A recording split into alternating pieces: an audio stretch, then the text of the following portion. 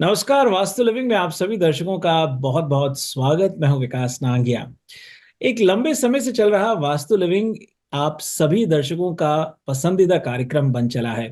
समय समय पर आपकी ईमेल्स और सुझाव हमें मिलते हैं और इस बात का एहसास होता है हमें कि आप वास्तु लिविंग में गहरा रुझान बनाए हुए हैं।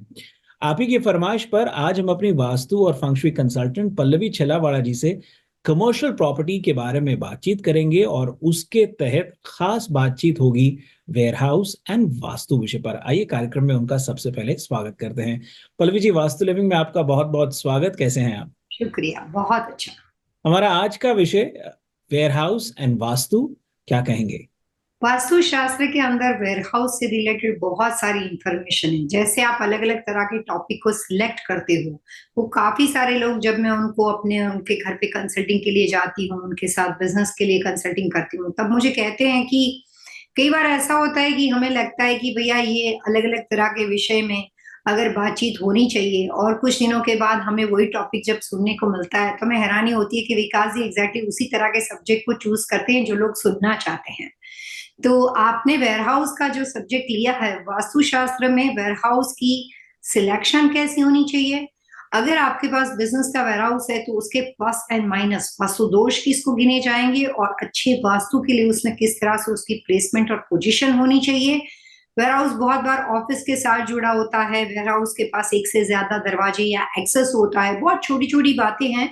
जितनी हो सकेगी उतनी मैक्सिमम जानकारी हम वेयरहाउस और वास्तुशास्त्र के विषय के ऊपर आज के प्रोग्राम में शामिल करेंगे। जी, पल्लवी जी, ये बात मैं कई बार कह चुका हूँ कि वास्तु लिविंग जो है फॉर द पीपल और बाय द पीपल वाला कार्यक्रम है। उन्हीं के लिए है और उन्हीं के सुझावों से है। तो ये सुझाव भी जो आते हैं, मैं जब लोग बाग उनसे व्यक्तिगत स्तर पर मिलता हूँ, आप भी जब उनसे मिलते हैं, तो वो सुझाव रखते हैं हमारे सामने कि आप इस विषय पर क्यों नहीं बात करते। तो मैं तुरंत नोट कर लेता हूँ और फिर जब अवसर बनता है आपसे बात कर लेता हूँ। बहरहाल, आज का जो हमारा विषय है वेयरहाउस एंड वास्तु, देखिए तरह तरह के वेयरहाउस होते हैं। जैसा कि आपने कहा, हो सकता है कि वो एक ही लेवल पे हो सकता है मल्टीपल लेवल पर स्प्रेड आउट हो, और हो सकता है फ्रंट में पहले ऑफिस हो और फिर बैक में स्टोरेज की तरह या वेयरहाउस को रखा जाता है।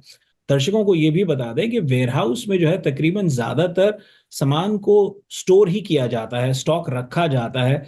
अगर वहां पे मैन्युफैक्चरिंग होती है तो फिर वो फैक्ट्री जैसी एक वर्किंग पोजीशन हो जाती है। पल्लवी जी, क्या ये मैं सही कह रहा हूँ पल्लवी जी?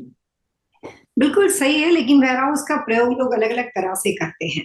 वेयरहाउस का मतलब होता है कि प्रॉपर्टी में ज्यादातर स्टॉक के लिए, रिटेल होलसेल के लिए अलग अलग पर्पज से वेयरहाउस का यूज किया जाता है। लेकिन पिछले 10-12 सालों से मैंने अपनी प्रैक्टिस में देखा कि ऑफिस कम वेयरहाउस की प्रथा बहुत ज्यादा हो गई है। कुछ कम, अगर आपके बिजनेस की शुरुआत हो तो काफी सारे लोग स्टोरेज वगैरह से अपना काम चलाते हैं, लेकिन स्टोरेज में वो अपना ऑफिस नहीं बना सकते। तो ऑफिस कम वेयरहाउस का कॉन्सेप्ट ये है कि मैं देख रही थी कि 12-15 साल पहले, जब मैं बहुत सालों पहले इंडिया में काम करती थी, तब ऐसा था कि कंपनी की ऑफिस, कॉर्पोरेट ऑफिस या फ्री स्टैंडिंग बिल्डिंग कहीं और होता था, वेयरहाउस काफी दूर होता था, और उसके बाद उनको स्टॉक मैनेज करने के लिए दोनों जगह पे लोगों को रखा जाता था। पिछले 12 साल से तो मैंने देखा है कि यहाँ पे ऑफिस कम वेयरहाउस का कॉन्सेप्ट जैसा यूएस में है, एग्जैक्टली वैसा ही यूके में है, सेम कॉन्सेप्ट आजकल इंडिया में है, क्योंकि उसको मैनेज करना आपके लिए बहुत आसान हो जाता है। चाहे उस वेयर हाउस में आप अपना मैन्युफैक्चरिंग प्लांट रख रहे हो, चाहे आप अपना स्टोरेज कर रहे हो, चाहे आपके पास कोई अपना प्रिंटिंग प्रेस है, या काफी तरह के जो हमारे समुदाय में जो अलग अलग तरह के बिजनेसेस होते हैं, लोग ऑफिस कम वेयर हाउस से मैनेज करते हैं। और काफी बार अगर वो सिर्फ और सिर्फ स्टॉक पर्पस के लिए रखा जाता है, तो कई बार ऐसा भी होता है कि वो सिर्फ वेयर हाउस होता है, जब कभी आपको अपने सामान की या स्टॉक की जरूरत होती है, लोग उसको ओपन करते हैं और उसके बाद वहां पे अपना सामान रखते हैं। पहले हम बात करते हैं ऑफिस कम वेयरहाउस की, उसके बाद हम बात करेंगे कि उस वेयरहाउस का वास्तु कैसे होता है जहां पे सिर्फ स्टॉक रखा जाता है, और वो महीने में एक या दो बार या जब कभी जरूरत होती है तब खुलता है। तो उसको वास्तु किस तरह से कैलकुलेट करता है।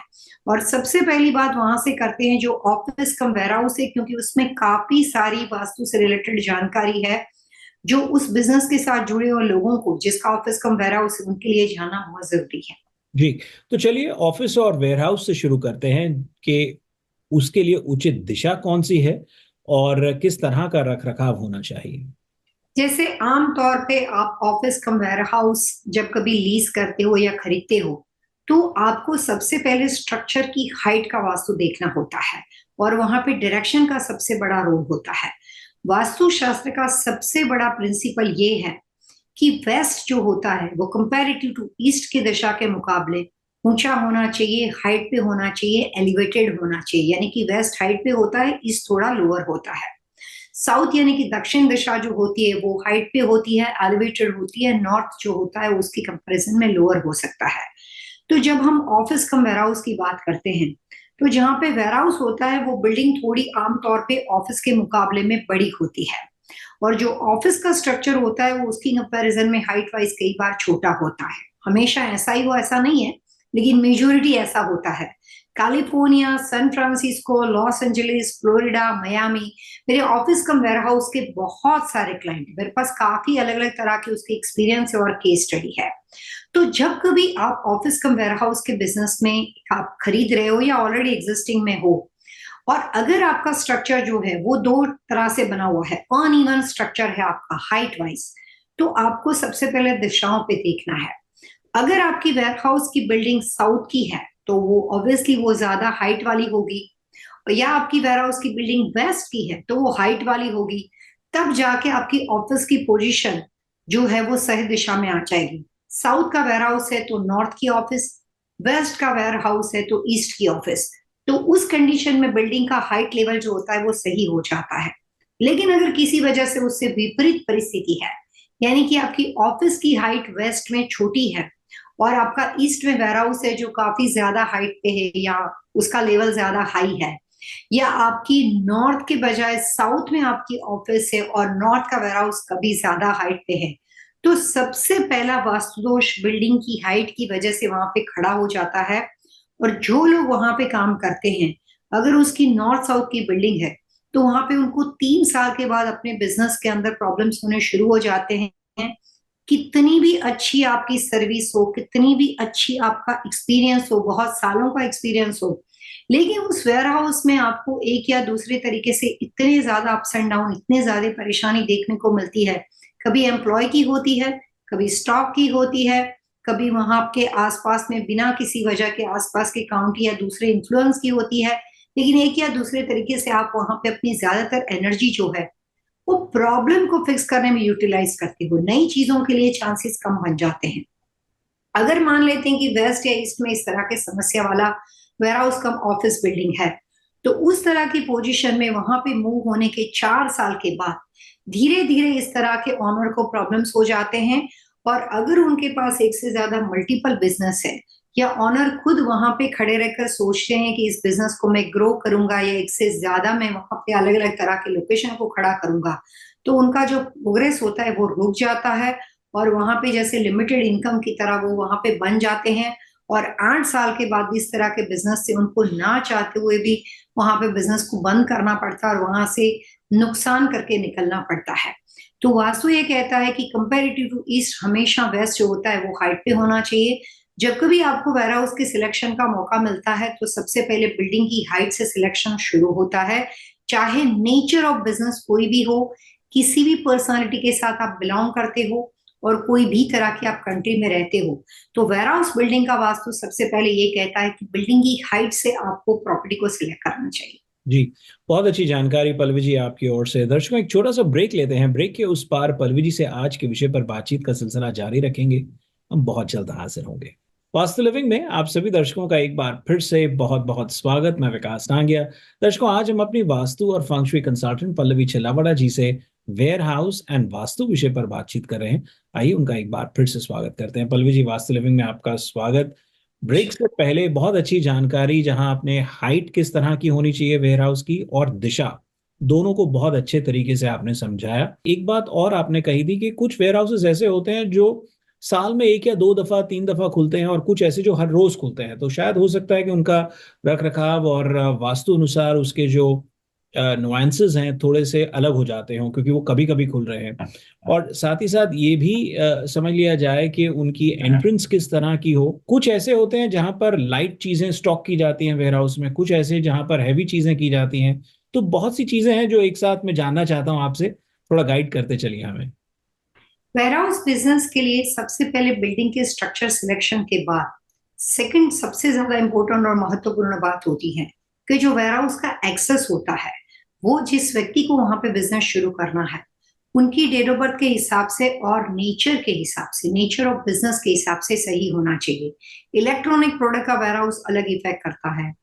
कोई भी तरह के गारमेंट्स, कपड़ों के बने हुए वेयर हाउस का अलग इफेक्ट होता है। मैन्युफैक्चरिंग और वाटर एलिमेंट से रिलेटेड वेयर हाउस का अलग इफेक्ट होता है। फर्नीचर के स्टॉक अगर वहां पे आप करते हो तो उसके वेयर हाउस का इफेक्ट होता है। तो सबसे पहले वेयर हाउस सिलेक्शन में जब डोर सिलेक्शन की बात आती है, तो जो व्यक्ति वहां पे बिजनेस करने वाले हैं या वो पार्टनरशिप में बिजनेस करते हैं, सोलो नहीं है, एक से ज्यादा लोग हैं, तो जो वहां पे ऑपरेट करने वाले लोग होते हैं, उनकी डेट ऑफ बर्थ को ध्यान में रखकर, दिशाओं को ध्यान में रखकर मैं वेयर हाउस का सिलेक्शन करती हूँ। लेकिन साथ में समांतर स्तर पे बताते मैं कुछ और भी आपको जानकारी देना चाहूंगी। व्यक्ति दर व्यक्ति इंडिविजुअल इंफॉर्मेशन के लिए व्यक्ति का नाम और डेट ऑफ बर्थ होना जरूरी होता है वेयर हाउस सिलेक्शन के लिए।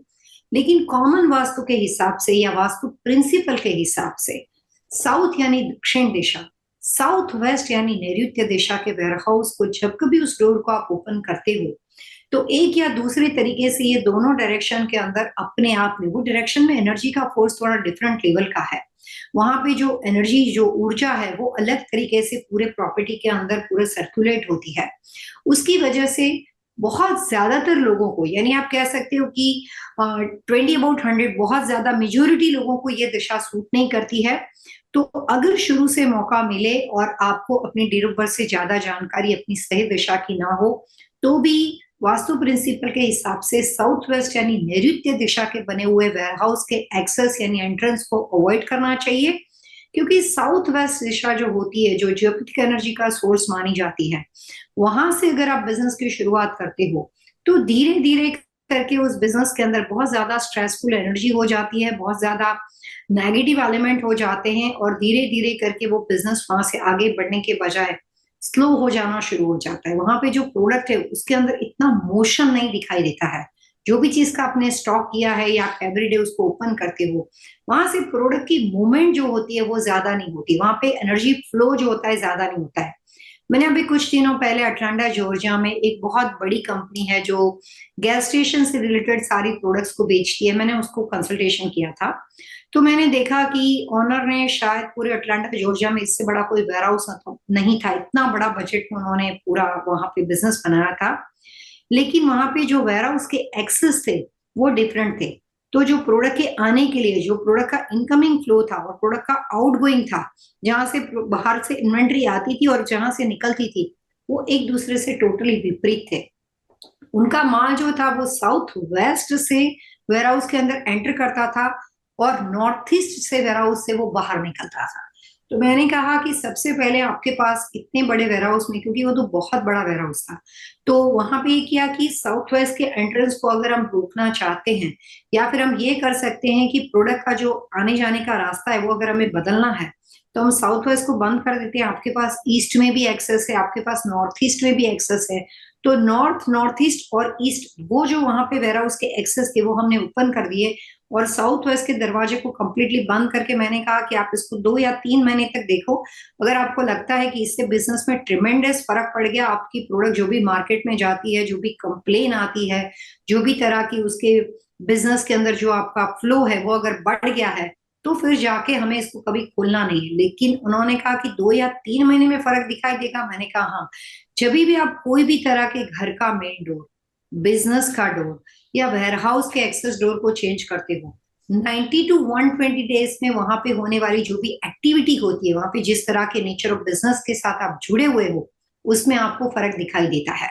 हमने उस डोर को बंद कर दिया। दूसरे एक्सेस तो उनके पास थे, क्योंकि उनके पास काफी बड़ा वेयर हाउस था, तो वहां से उनका काम और उसकी जो भी एक्टिविटी थी, वो उनका बिजनेस का फ्लो बढ़ गया और वो बहुत खुश हो गए। काफी बार ऐसा होता है कि आपके पास एक लिमिटेड एक्सेस वाला वेयर हाउस है, आपके पास सिर्फ साउथ वेस्ट का एंट्रेंस है, जहां से प्रोडक्ट का इनकमिंग और आउटगोइंग दोनों एक जगह से होता है। उस कंडीशन में थोड़े चैलेंज आते हैं, लेकिन वहां पे भी आप इजीली वास्तु प्रिंसिपल को अप्लाई कर सकते हो, क्योंकि वेयर हाउस का जो स्ट्रक्चर होता है उसमें सबसे इंपॉर्टेंट बात होती है कि वो काफी बड़ा होता है। तो ज्यादातर वेयर हाउस के जो डोर होते हैं, शटर डोर जो होते हैं, वो जहां से भी उनके पास एक्सेस होते हैं, वो कई बार 2, 3, एक से ज्यादा होते हैं। तो अगर आपके पास एक ही दिशा का बना हुआ फ्लो है, यानी कि अगर आपके पास सामने दक्षिण दिशा की एंट्री है और आपके साउथ वेस्ट के बने हुए 3 या 4 शटर डोर है, या वेस्ट की एंट्री और 3-4 शटर डोर साउथ वेस्ट के हैं, तो उस कंडीशन के अंदर भी डिग्री के हिसाब से कंपास को देखकर जो पर्टिकुलर साउथ वेस्ट के जितने एक्सेस है उसको आप बंद कर सकते हो, और उसके मुकाबले साउथ ईस्ट, या अगर किसी वजह से आपको लगता है कि साउथ ईस्ट में नहीं है, तो ये कहा जाता है कि खाई से कुआं बेहतर होता है, तो आप साउथ के एक्सेस को ओपन कर सकते हो। लेकिन अगर मौका मिले तो साउथ वेस्ट साउथ दोनों को बंद करके साउथ ईस्ट के एक्सेस को आप ओपन कर सकते हो। तो जिनके पास खाली वन वे एंट्री होती है या सिर्फ एक ही दिशा के जहां पे एक्सेस है प्रॉपर्टी के, शटर डोर या गराज डोर या वेयरहाउस के एक्सेस है, उन लोगों को भी कंपास के थ्रू एक से ज्यादा ऑप्शन हो तो आप आसानी से आप उसको फिक्स कर सकते हो। जी। पल्लवी जी, जहां आप ये समझा रहे थे कि दो अलग अलग एंट्री और एग्जिट के पॉइंट्स थे, वहां सवाल ये भी ध्यान में आ रहा था कि जाहिर है कि ये वेयरहाउसेस ऐसे होंगे जहां पर day to day routinely activities होती होंगी, स्टॉक की, रीस्टॉक की, और इस तरह की सुविधा होगी उन वेयरहाउसेस में। जाहिर है ऐसे में ट्रांसपोर्टेशन, ट्रक्स का भी वहां आना जाना लगातार होता होगा। कुछ ऐसे डॉक्स बने हुए होंगे जहां पर लोडिंग अनलोडिंग होती होगी। उसके लिए भी क्या कोई ऐसी दिशाएं, कुछ ऐसी चीजें जो खास वास्तु अनुसार ध्यान में रखी जाएं तो लाभ हो सकता है? थोड़ा उसके बारे में जानकारी दीजिए। बहुत अच्छा सवाल है आपका। मेजोरिटी वेयरहाउस के अंदर लोडिंग अनलोडिंग डॉक का होना बहुत ही स्वाभाविक होता है। वे कुछ दिनों पहले कैलिफोर्निया लॉस एंजलिस के अंदर मुझे स्टोन से रिलेटेड बिजनेस के लिए वेयरहाउस बनाने का मौका मिला था। वहाँ का जो यूनिवर्सिटी कैंपस एरिया है वो बहुत पॉपुलर एरिया है। वहाँ पे बहुत सारे स्टोन वाले जो अलग अलग तरह की चीजें बेचते हैं। वहाँ पे फॉर्चुनेटली एक से ज्यादा मतलब 3 लोगों के साथ में काम करती हूँ। पहले जो बहुत ही प्राइम लोकेशन पे क्लाइंट थे उनके साथ काम करने का मौका मिला। उनको इतना फर्क पड़ा तो उनके नेक्स्ट नेबरहुड में उनके नेक्स्ट उसी लाइन के अंदर जो 2-3 और शॉप वाले थे उनके साथ उन्होंने इंट्रोडक्शन किया। तो एक ही लाइन के अंदर मैं 3 बिजनेस के साथ जुड़े हुए लोगों के साथ, सिमिलर बिजनेस स्टोन इंडस्ट्री के साथ जुड़े लोगों के साथ काम करती थी। तो मैंने देखा कि जो सबसे पहला वेयरहाउस था उसका जो लोडिंग अनलोडिंग डॉक था उसकी पोजीशन इस तरह से बनी हुई थी कि उस स्टोन बिजनेस में ऑलरेडी बहुत ज्यादा हैवी मटेरियल होता है। जिन लोगों स्टोन बिजनेस उसको मालूम है कि मार्बल के स्लैब, बड़े बड़े स्लैब वहां पे रखते हैं, बहुत ज्यादा हैवी होते हैं। तो जो उनका लोडिंग अनलोडिंग डॉक था वो वहां पे इस तरह से बना हुआ था कि जिससे प्रॉपर्टी का नॉर्थ ईस्ट कॉर्नर कट जाता था। तो कई बार ऐसा होता है कि प्रॉपर्टी के अंदर जो भी आपके एक्सेस होते हैं वो लोडिंग अनलोडिंग डॉक आपका एलिवेटेड है। फूड इंडस्ट्री के अंदर भी इस तरह की काफी सारी चीजें मिलती है जिसमें आपकी ट्रकिंग वगैरह जो होती है वो लोडिंग अनलोडिंग डॉक के पास इतनी करीब से आपको लेकर आना पड़ता है। कई बार कंटेनर्स आते हैं जो डायरेक्टली उसके साथ जुड़े हुए होते हैं। तो वहां पे वासु ये कहता है कि अगर आपको शुरू से मौका मिलता है तो जहां पे लोडिंग अनलोडिंग डॉक जो होता है वो अगर किसी वजह से उस प्रॉपर्टी का हिस्सा है, लेकिन ईस्ट यानी पूर्व दिशा में, नॉर्थ ईस्ट यानी ईशान दिशा में, दोनों जगह में अगर आपके साथ ईस्ट का एक्सेस हो तो आपको दोनों दिशा से मिलेगा, नॉर्थ का एक्सेस है फिर भी आपको दोनों दिशा में मिलेगा।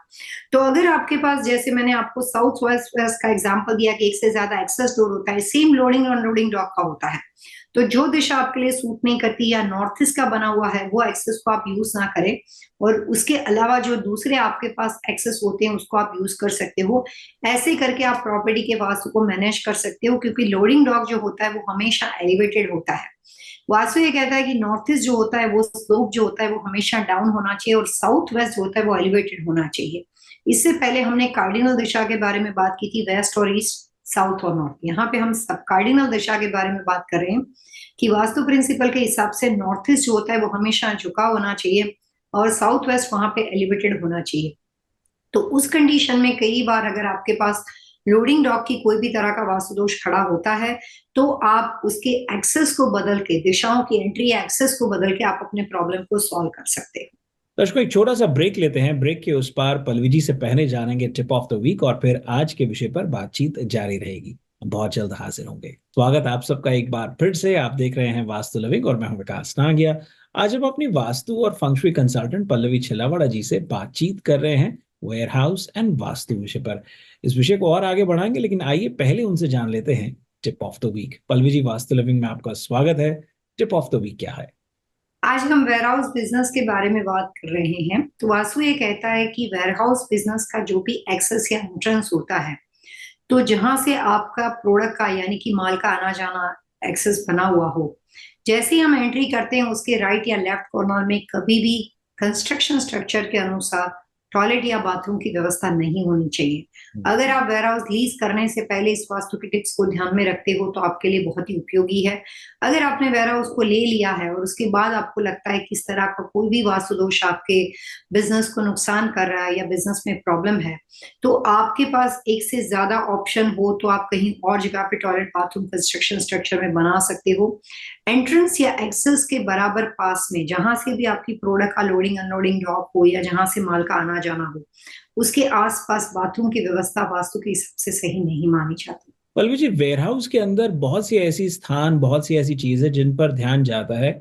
जैसे कि मैंने दूसरे सेगमेंट में कहा था कि तरह तरह के मटेरियल्स को स्टॉक किया जा सकता है। हो सकता है वो हैवी मटेरियल हो सकता है वो लाइट मटेरियल हो। और फिर इन मटेरियल को लोड अनलोड करने के लिए फोर्क लिफ्ट्स होती हैं, हैवी इक्विपमेंट्स भी होते हैं। उनको भी स्टोर करने के लिए कोई दिशाओं का खास महत्व है हमारे वास्तु अनुसार, थोड़ा वो गाइड कीजिए। और यदि कोई, जैसे अब फर्नीचर का वेयर हाउस है तो शायद प्राथमिकताएं कुछ अलग होंगी। और यदि कोई लाइट इन्वेंटरी यानी गारमेंट से जुड़ा ही क्यों ना बिजनेस हो तो उसकी शायद हो सकता है प्राथमिकताएं कुछ अलग हो। वेयर हाउस के बिजनेस में अगर आपका ऐसा बिजनेस है कि आपका कंटेनर वहां पे कुछ टाइम तक पड़ा रहता है, प्रोडक्ट के लोड करने से पहले वहां पे पड़ा रहता है, तो जो उनके सबसे बड़े लॉट होते हैं वेयर हाउस के, उसमें काफी बार ऐसा होता है कि ट्रांसपोर्टेशन से रिलेटेड अलग अलग तरह के व्हीकल होते हैं, कई बार कुछ कंटेनर वहां पे रहते हैं। छोटा मोटा बिजनेस है, जैसे मेरे वर्जीनिया के अंदर एक क्लाइंट है जो अलग अलग तरह के राइस, इंडियन जो राइस होते हैं वो इंडियन ग्रोसरी स्टोर में सप्लाई करते हैं। तो उनके पास अपनी एक छोटी सी वैन है, फोर्कलिफ्ट है, जो छोटी मोटी चीजें चाहिए वो हमेशा जब भी वेयर हाउस के अंदर जाके अपना स्टॉक निकाल के डिलीवरी करते हैं, जैसे ही काम खत्म हो जाता है वेयर हाउस के अंदर दरवाजा खोल के अंदर रख देते हैं। तो दो तरह से ट्रांसपोर्टेशन व्हीकल को या बिजनेस से रिलेटेड जो व्हीकल है उसका इस्तेमाल किया जाता है। या तो पार्किंग लॉट में होते हैं, छोटा बिजनेस है तो वेयर हाउस के अंदर जाता है। वास्तु ये कहता है कि अगर आपके वेयर हाउस का एंट्रेंस जहां से आप प्रोडक्ट को अंदर लेकर आते हो वो नॉर्थ ईस्ट यानी ईशान दिशा का बना हुआ हो, ईस्ट यानी पूर्व दिशा का बना हुआ हो, नॉर्थ यानी उत्तर दिशा का बना हुआ हो, तो सिर्फ उतने ही बिजनेस के साथ जुड़े हुए लोगों को, नेचर ऑफ बिजनेस कोई भी हो, एंट्रेंस के साथ तुरंत ही फोर्कलिफ्ट या हैवी मटेरियल का स्टोरेज नहीं करना चाहिए। वेयर हाउस थोड़ा डीप लीक होता है, काफी अंदर तक जगह होती है, तो उस कंडीशन में आप अपने वेयर हाउस का अरेंजमेंट ऐसे कीजिए कि कुछ हद तक अंदर जाने के बाद आप अपने बिजनेस के जो भी व्हीकल है, हैवी व्हीकल है, आप उसको वहां पे पार्क कीजिए। उसके अलावा तमाम लोग हैं वो कोई भी तरह के फोर्कलिफ्ट या अलग अलग चीजों को एंट्रेंस के आसपास पार्क कर सकते हो। अगर ऐसा मान लेते हैं कि आपका लॉट काफी बड़ा है और आप पार्किंग बाहर करते हो, तो उस कंडीशन में भी आपको अपने वेयर हाउस के पार्किंग लॉट के अंदर नॉर्थ यानी उत्तर दिशा, नॉर्थ ईस्ट यानी ईशान दिशा और ईस्ट यानी पूर्व दिशा के अंदर बिजनेस या ट्रांसपोर्टेशन से रिलेटेड हैवी व्हीकल को पार्क नहीं करना चाहिए। लॉट के लिए आइडियल दिशा मानी जाती है वेस्ट यानी पश्चिम दिशा, साउथ वेस्ट यानी नैऋत्य दिशा एंड नॉर्थ वेस्ट यानी वायव्य दिशा। अगर आपके एम्प्लॉय एक से ज्यादा हो तो यहाँ पे कुछ हद तक जो एम्प्लॉय से रिलेटेड पार्किंग वगैरह का जो एरिया है उसमें साउथ ईस्ट यानी अग्नि कॉर्नर जो होता है वो एम्प्लॉय के पार्किंग के लिए अच्छा माना जाता है। अभी मैं एरिजोना में कुछ वेयर हाउस को डिजाइन कर रही हूँ। मैंने काफी सारे बिजनेस में शुरुआत से, बिगिनिंग से वेयर हाउस पे काम किया है। वहां भी पूरा ऑटोमाइजेशन से बना हुआ फूड प्लांट के बारे में बहुत बड़ा प्रोजेक्ट पे हम लोग काम कर रहे हैं। तो वहां पे एक से ज्यादा नहीं, बहुत ज्यादा एम्प्लॉय की व्यवस्था है। तो वेयर हाउस है, मैन्युफैक्चरिंग प्लांट है, बहुत बड़े स्टोरेज की व्यवस्था है, और वहां पे इतने ही सारे, क्योंकि बहुत बड़ी कंपनी है तो वहां पे इतने सारे एम्प्लॉय की भी व्यवस्था हमें करनी है। तो जब आपके पास कुछ ज्यादा बड़ा प्रोजेक्ट होता है, उसका पार्किंग लॉट भी अलग अलग होता है, तो उस कंडीशन में कई बार ये बात बिजनेस के सीक्रेट को रखने के लिए, बिजनेस की अपनी डिसिप्लिन को रखने के लिए ऐसा किया जाता है कि जो उनकी ऑफिस व्यवस्था है वो उन्हीं के लॉट में सेपरेट की जाती है। बिल्डिंग का स्ट्रक्चर सेम होता है, लेकिन जो भी ऑफिस मैनेजमेंट से रिलेटेड लोग हैं उनके आने जाने का एक्सेस अलग होता है। और वेयर हाउस या जो भी प्रोडक्ट्स वगैरह के लिए लोडिंग अनलोडिंग या जो भी तरह के प्रोडक्ट के इनकमिंग आउटगोइंग एक्सेस है उसको सेपरेट किया जाता है, ताकि आपके प्रॉपर्टी में आने वाला हर तरह का क्लाइंट या हर तरह का व्यक्ति जो है वो आपके पूरे ऑपरेशन को देख नहीं पाए और वहां पे आपका जो सीक्रेट और डिसिप्लिन है वो बना रहे। तो कई बार अलग अलग तरह से बिजनेस के हिसाब से, वेयर हाउस वास्तु के हिसाब से बनाए जाते हैं। इस तमाम जानकारी के लिए पल्लवी जी बहुत बहुत शुक्रिया। दर्शकों, वास्तु लिविंग के आज के एपिसोड में इतना ही। यदि आज के एपिसोड से संबंधित आपके मन में कोई सवाल है, कोई सुझाव है, आप चाहते हैं कि हम पल्लवी जी से अन्य किसी विषय पर बातचीत करें, तो आप हमें लिख सकते हैं vastu@tvasiausa.com पर। और यदि आप पल्लवी जी से सीधा संपर्क करना चाहते हैं तो सरल आसान तरीका है vastulivingwithpallavi.com। पल्लवी जी, अगले अंक तक के लिए आइए, दर्शकों से मिलकर के आज्ञा लेते हैं। Wish you all happy vastu.